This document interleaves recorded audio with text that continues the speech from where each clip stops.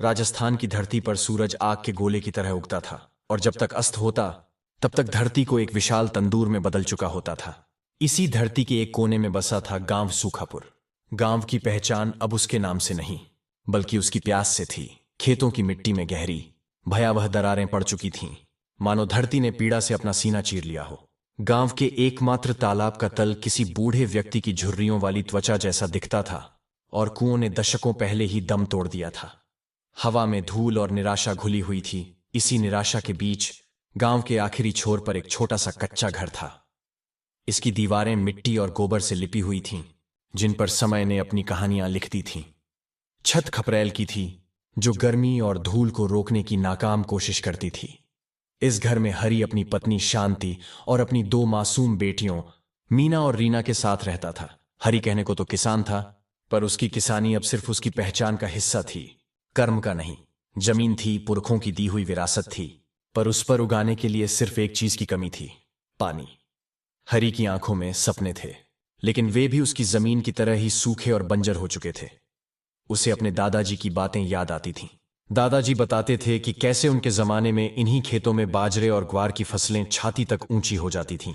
कैसे गांव की गायें शाम को जब घर लौटती थीं तो उनके खुरों से उठी धूल भी गीली मिट्टी की सौंधी महक लिए होती थी। दादाजी हर साल फाल्गुन महीने में खाटू श्याम जी के निशान ध्वज को लेकर पैदल यात्रा पर जाते थे। लौट कर आते तो उनकी आंखों में एक दिव्य चमक होती और उनकी जुबान पर बाबा श्याम की कृपा के अनगिनत किस्से।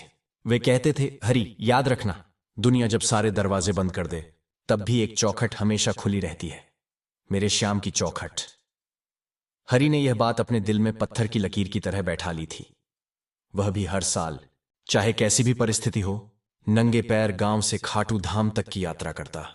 उसकी प्रार्थना हमेशा एक ही होती थी, हे तीन बाणधारी, हे हारे के सहारे, अपनी कृपा की एक बूंद इस सूखी धरती पर भी बरसा दो। मेरे खेतों को फिर से जीवन दे दो, मेरी बेटियों के चेहरे पर मुस्कान लौटा दो। लेकिन ऐसा लग रहा था कि बाबा उसकी सुन नहीं रहे थे। ये 5वां साल था जब मानसून ने सूखापुर से मुंह फेर लिया था। अब खेत में कुछ बोने का मतलब था अपनी बची खुची जमा पूंजी और उम्मीद दोनों को मिट्टी में दफन कर देना।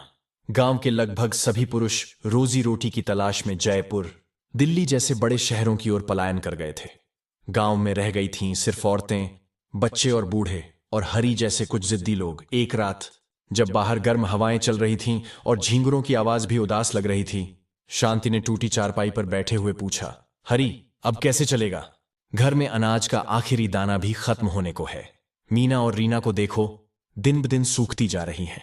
गांव के दूसरे बच्चे नए कपड़े पहनते हैं, हमारी बेटियों के कपड़ों में पैबंद